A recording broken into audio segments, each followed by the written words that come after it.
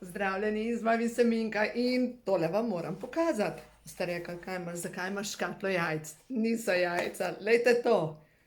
Fige. V glavnem pripravljene, imam, kri bom poslala po pošti. In v glavnem sem rekla, preden jih zapakiram pa pošljem, v glavnem sem rekla, vam posnamem video, ker fige same po sebi, zdaj ne bom dajala čez pol fige, ampak imajo notri semenčica in ko jih utrgamo, tukaj priteče ven mleček. In zakaj mislite, da so fige dobre? Pač, seveda, za hormonsko stanje našega telesa, za moške, za prostato, dejansko za nastajanje sperme, za ženske hormone in vsebujejo seveda flavonoide, zaščitne snovi, kup vlaknin, same dobre zadeve za razstrupljanje, tako da v glavnem, tako da imam zdaj pripravljene in ko jih bo ta prejemnica dobila v pošiljki, jo bo kap zadela, zaradi tega, ker ne pričakuje, da ji bom pošiljala jajca po pošti, tako da lejte. V glavnem, no to je to. Zdaj pa mi poglejmo, kako naše telo želi, ali pa oziroma kako narava nam želi pomagati. Kako narava tako nam govori skozi razne oblike. To je dobro za tebe, te vzem, jej. Recimo, pomladi sem tukaj na Primorskem nabirala prvič šparglje. In zdaj, če gledamo šparglji sami po sebi, ta dolga palčka za ledvica, za sečne poti, za čiščenje sečnih poti, ker vsebujejo ogromno kalija, za kosti, seveda, ker se potem bolj veže tudi kalcij. Potem zdaj, če gledamo same fige, ja, hormonsko stanje, če gledamo korenček oči, pa se to vse že veste, ampak včeraj me je ena gospa poklicala, pravi, da ima diagnozo raka. In prva zadeva je bila, seveda jaz bi se ukvarjala z njenim čustvenim stanjem, zakaj je rak nastal, ampak je rekla, kaj naj jem? Ja, antioksidante, čim več zdravega. Ampak kaj naj jem, ne? No, v glavnem, prva stvar, ja, seveda, telo je fizično, potrebujemo več hranilnih snovi in prav takrat, ko nam pade imunski sistem, potrebujemo karotenoide, to so rdeča barvila iz korenja, paprike, paradižnika, jagodičja, ki nahranijo celično membrano, potem vijolične snovi, seveda vijolične snovi imajo tudi fige noter, ker lejte, ne bom jo dajala čez pol, ampak v glavnem, flavonoidi so v vsem sadju, lejte, spokane so že, ker je včeraj deževalo in se jih dejansko mudi pojesti. Tako da, pomladi so bile češnje, smo hodili od češnje do češnje, zdaj so fige, hodimo od fige do fige. Z dovoljenjem rabutam, da se razumemo, pa itak vemo, da rabutanje niti ni greha, ne da? No, v vsakem primeru, ali lahko še nekaj od rabutanja povem. Rekle so te gospe tukaj okrog, da mularija tudi rabutati ne zna več. In je rekla, ta, ki nam striže našega kužka, reče, mularija je prišla žago in normalno, da sem jih nagnala, ker so jih hoteli pač odžagati celo vejo na češnji, da bojo v miru jedli njene češnje. Rekla, naj splezajo gor, naj delajo krčijo, ampak ne mi delati škodo. In prejšnji dan sem šla skozi vinograde in ravno tako ena gospa rekla, da kako, mislim, glejte, kultura, kje smo. Pa ne govorim zato, da se bomo zgražali nad drugimi, ampak gre se za to, da vsak pri sebi kultivira te zadeve in samo slabi zgledi nas opozarjajo, da pač je dober biti dober človek. No, v glavnem, vprašala sem, če lahko njihove fige rabutam, ne, seveda. In je rekel, seveda, pač vzemite, kolikor rabite, ne da pridem s košaro, ampak pač se spotoma najem. In je rekel, da pomladi, ker so tam imajo, ne vem, 5, 6 češenj in jih je bilo res v izobilju. Je en gospod prišel z avtomobilom, jih je nabiral in ko ona pride iz vinograda ven, je bilo tako, kaj pa delate, gospod? In je bil aroganten, je rekel, saj jih imate itak preveč. Je rekla, pač to je kraja, kar vi delate, ne, bi mogel vprašati. In je vzel košaro s češnjami in jih vrgel po tleh. Na ta način, tle jih imaš, stara baba. Pač ko, kaj? Kje smo? Ali pa recimo pri nas na Gorenjskem. Moj oče, pač pri nas doma imamo ogromno gozda in seveda tudi borovnicko rastejo, ko ne pozebejo. In seveda, če nekdo gre nabirati na naše borovnice, pač vpraša, ne, lahko, in še nikomur nikdar niso rekli ne. In moj oče je šel nabirati borovnice v svoj gozd. In ena gospa je tam že nabirala na njegovem borovnice in ona pride, to je moje, to je moje. Ja, to je njeno v gozdu, ki ni njen. No, pač tako zanimivo, ne, mogoče je to vpliv komunizma, na to vse je naše, ta socializem je bil vse je naše, ne. V glavnem, jaz se držim bolj druge zadeve. Tega zdravega, lepega odnosa z ljudmi, kar mi je zelo pomemben. In zdaj, če se vrnem nazaj na to, kako narava nam daje vsega v obilju. Recimo, ta trenutek, ja, grozdje ga je že dovolj tukaj, ne. Jaz imam tudi že svoj grozdje, imam ga zrel. In če gledamo grozdje sam po sebi, spominja vsaka jagoda posebej na celice. Kaj vsebuje? Vsebuje flavonoide, ki je za čiščenje medcelične tekočine in za čiščenje limfe. Če pa grozd pogledamo kot grozd, pa spominja na pljuča, ker deluje proti vnetjem in sploh za ljudi, ki imajo, ne vem, pljučno embolijo, ki imajo kakršnekoli težave s pljuči, bi mogli pač uživati grozdje, ne soki iz grozdja, ko je že predelano, alkohol. Pač, to je pa škodljivo, da se razumemo. No, pa če pogledamo naprej, recimo, robidnice so ta trenutek, jih je v obilju.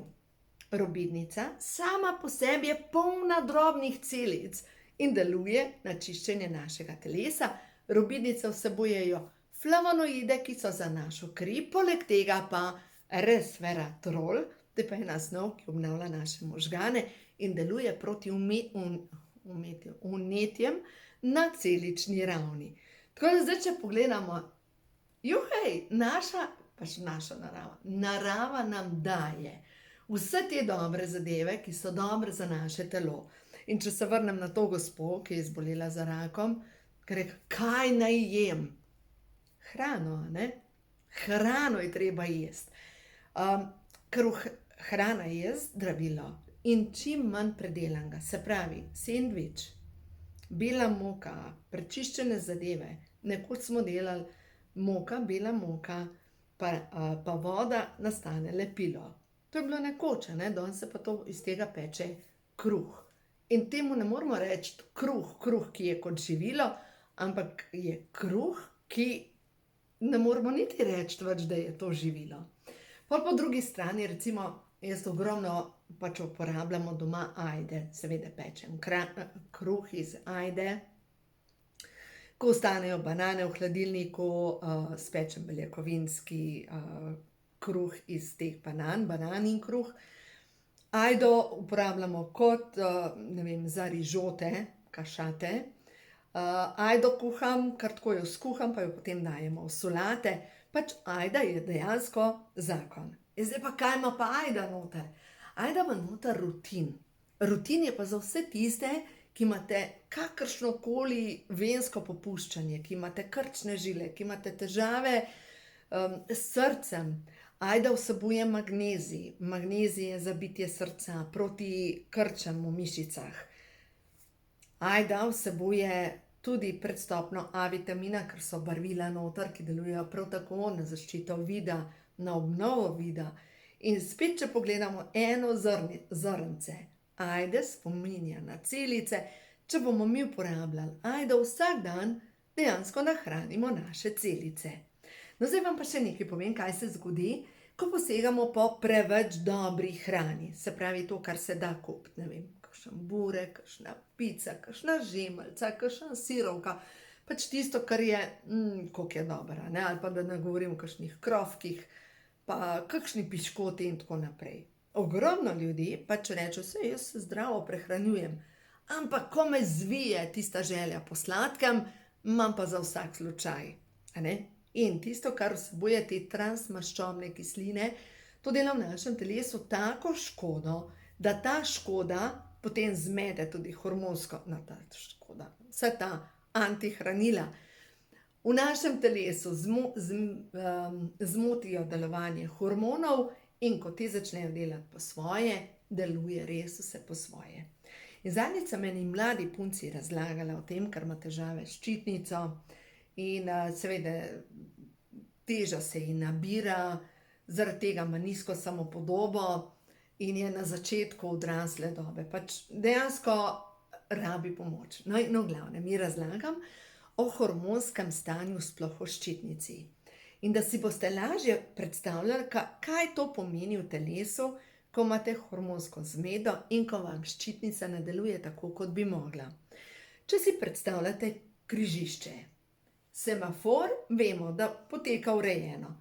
Semafor se prižge zelena, z ene strani promet gre, na drugi strani čakajo in ko se tukaj prižge zelena, tukaj je rdeča in spet poteka urejeno promet. Ko imate pa hormonsko zmedo, kaj se dogaja? Je tako, kot da bi naenkrat tukaj se prižigala oranžna luč, tukaj bi bila rdeča, potem bi se tam zelena prižgala, potem je tam zelena in se nekontrolirano prižigajo vse te lučke in dejansko v telesu se naredi taka zmeda, da enostavno signalizacija je tako zmedena, da človekovo telo ne more več dobro funkcionirati.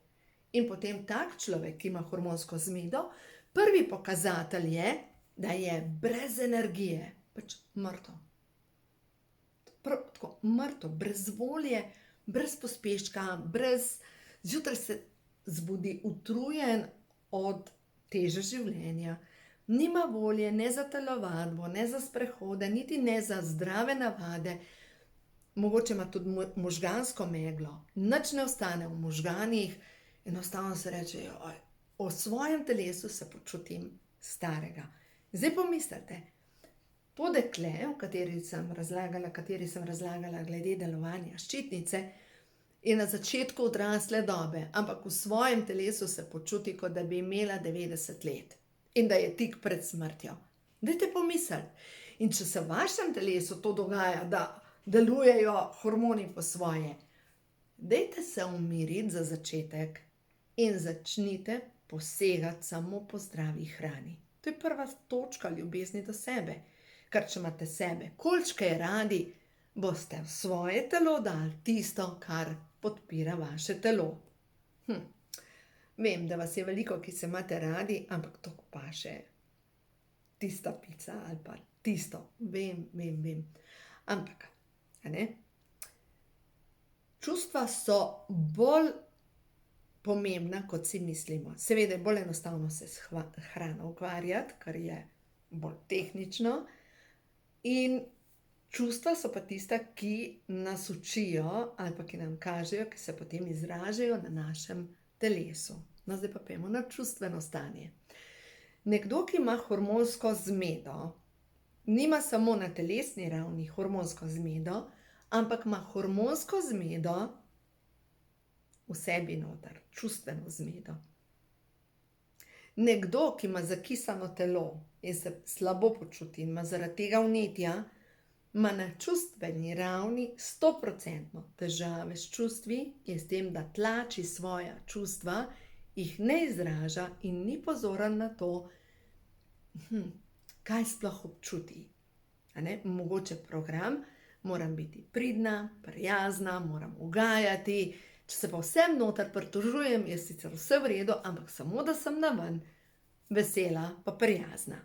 Tako da zdaj bomo pogledali naprej 5 najbolj ključnih zaviralcev, ki preprečujejo naš premik na boljše. No in teh 5 najbolj ključnih zaviralcev našega napredka, prva stvar je povezana s strah pred neuspehom. Se pravi, boljše nič narediti, kot pa da karkoli naredim. Spremembe so težke. Mogoče preverite z mišičnim testom, strah me je sprememb. Ali pa, še bolj pogosto, moram sabotirati svojo srečo, svoje zdravje, svoj uspeh, svoj napredek.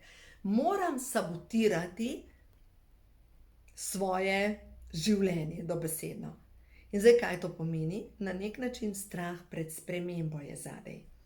Recimo, drug tak zaviralec je, da ta poplava informacij na internetu mi se tako enostavno se primerjamo z drugimi in da nam ta naš vzorec reče, le se ti nisi dovolj, saj ti nisi tako, saj bi mogla biti boljša, nisi dovolj.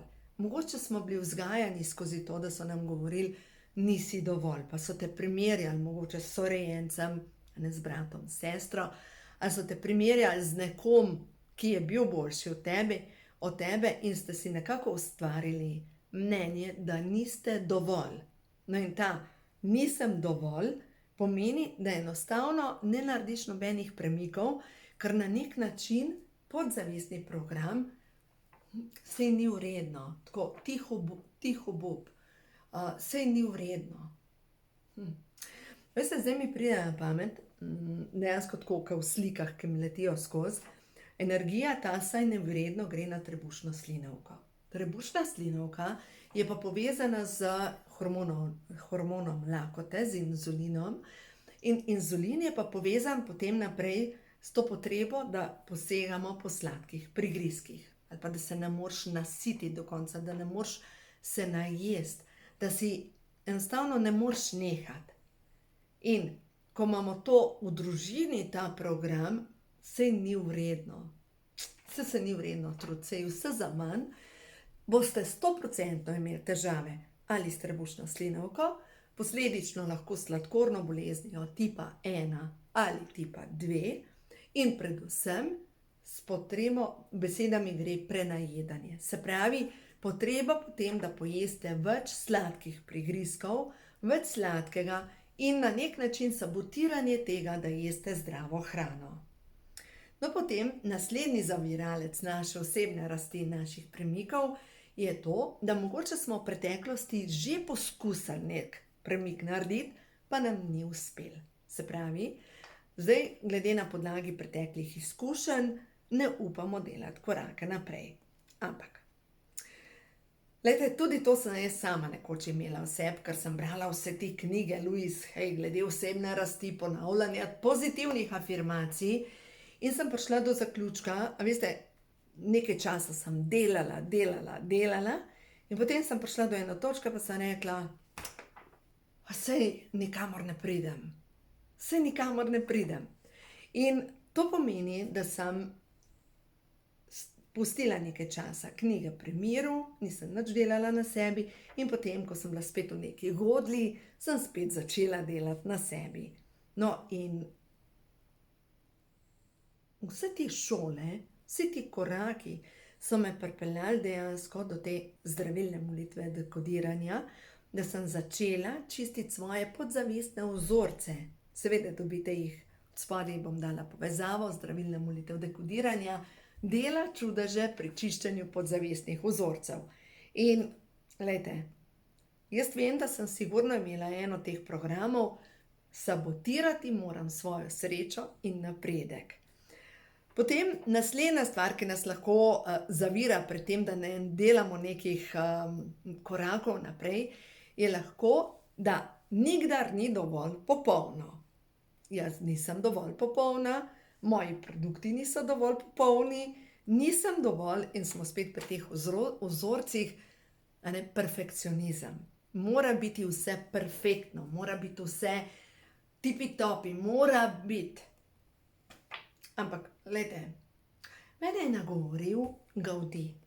Gaudí, veste, Barcelona je dobesedno njegov spomenik in če ste bili že kdaj v Barceloni, Barcelona mi je tako neverjetna, ker njegova filozofija je, da popolnost je v nepopolnosti.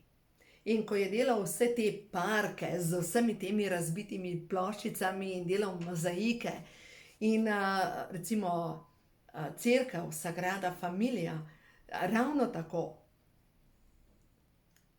Perfekcionizem, perfektno je v tem, da ni perfektno.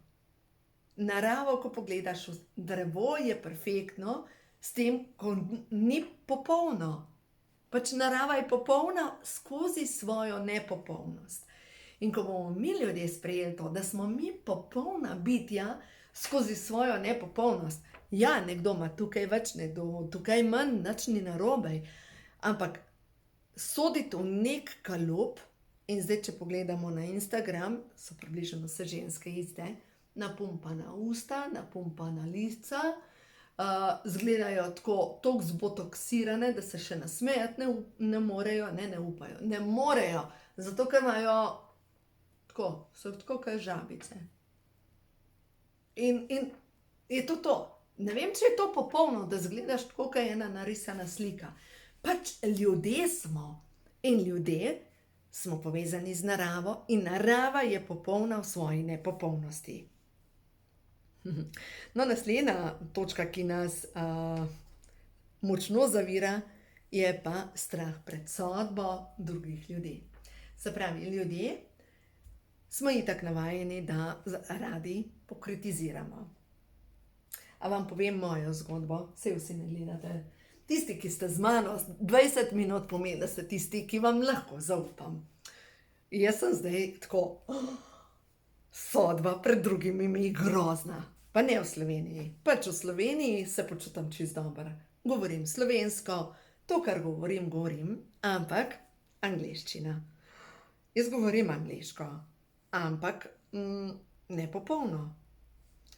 In dejansko sem se zalotila pri tem, da ne govorim angleško zaradi tega, sploh pa to javno, da bi nekje bilo to objavljeno, zaradi tega, ker me je strah, da me sodi nekdo, ki verjetno ne govori dobro angleško, da me sodi nekdo, ki verjetno ne bo posnel v življenju enega videa, da me sodi nekdo, ki ne bo verjetno nikdar stopil pred kamero pa nekaj povedal javno, da se izpostavi. Bojim se kritika nekoga, ki bo mogoče se smejal mojemu naglasu, ker po naglasu se sliši, da sem from Slovenija. Če se mečkam boljš govorim, kot to from Slovenija. Ampak kakorkoli je tukaj en tak moj korak, ki ga imam za narediti in vem, da ga bom naredila enkrat, ampak še zbiram svojo korajžo, ker je povezan s strahom pred kritiko drugih ljudi. Ok, zdaj pa pojdite vi na sebe. Kje je strah pred kritiko drugih ljudi pri vas prisoten? Zakaj se ne lotite nečesa? Ker kaj, mogoče ste že 5krat hujšali, pa vam zmerom ni uspelo, pa ste se zredili nazaj in zdaj se bojite, da bo nekdo rekel, pa le kakšna je, pa se je že 1000krat hujšala, zmerom se zredi pol še 5 kil več. Moram sabotirati svoj napredek. Glejte, podzavest ima tako moč. Podzavest. Tako moč na nas. Se pravi, vzorci. In če se bojim, kaj bojo rekli drugi ljudje. Glejte, drugi ljudje bodo rekli nekaj, bojo izbljuvali nekaj, bojo vedno. Sploh pa tisti, ki se ne ukvarjajo s sabo, ampak se ukvarjajo z drugimi ljudmi. In vemo, da v Sloveniji ne bi potrebovali drv, če bi fušarija gorela. No in tega je, kakor hočeš. In zdaj poglejte, vi se spravljate v svojo moč in boste šli pogledati, kaj so vaši talenti. To je najbolj pomembno. Kje ste vi dobri? V čem blestite? Kaj je vaš talent? In začnite to delati in za začetek za sebe delati. In ko se bo nabral dovolj te zgenerirane energije, boste pokazali svetu, kaj imate za pokazati in boste videli, jaz sem prepričana, da vsak od nas ima neko posebno nalogo, da svojo vibracijo vpliva na vibracijo drugih ljudi. In zato svojo vibracijo najprej vplivajmo na sebe in potem vplivajmo na druge ljudi okrog nas, ker dejansko vse med sabo povezan. Od hrane, čustvovanja, razmišljanja, podzavesti, strahov, vzorcev in tako naprej.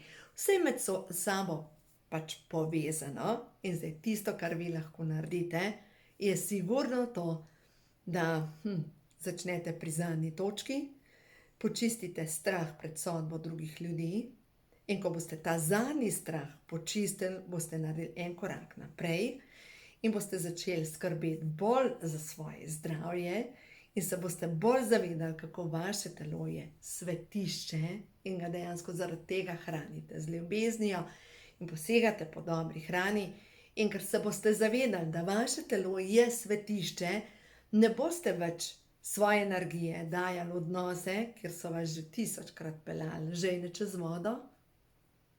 Svojo energijo ne boste več dajali nekam, kjer enostavno vedno znova vas izčrpa nek odnos.